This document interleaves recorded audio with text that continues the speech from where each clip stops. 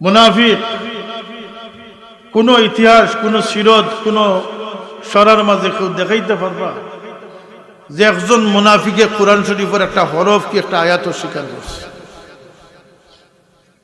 আয়াত স্বীকার করলে থেকে কাফির হয়ে গেল মাতুকা হিত হইল নে, কাফির হইল তো বাঁচিল নে। কাফির হইল কি 3 নম্বর দুজক, আর মুনাফিক হইল কি 7 নম্বর দুজক। দেখাইতে পারবানি কোন মুনাফিকে কোন আমল অস্বীকার করছে? আমল অস্বীকার করলে তো মুর্তদ হইল না। কথা বুঝছেন অনেক আলিম সাহেব বল আছো, মুনাফিকে দি কোরআন শরীফ অস্বীকার করতো তাই তো কাফির হইল, আর আমল অস্বীকার করলে মুর্তদ হইল। অর্থাৎ সে আমল অস্বীকার করছে না, কোরআনও অস্বীকার করছে না। কথা বুঝাইছে নি? তাইলে অস্বীকার করলো কি তাই অত বড় জাহান্নামী হয় কিনা? তার মাঝে এতাত আছিল, সাহাবায়ে কেরামের এতাত আর মুনাফিকের এতাতের মাঝে কোনো পার্থক্য দেখাইতে পারতাম না।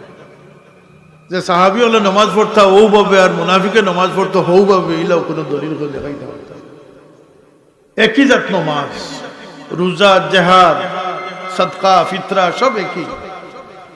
দুষ্টা তারার প্রশ্ন আসেনি না নাই? প্রশ্ন আসেন না নাই?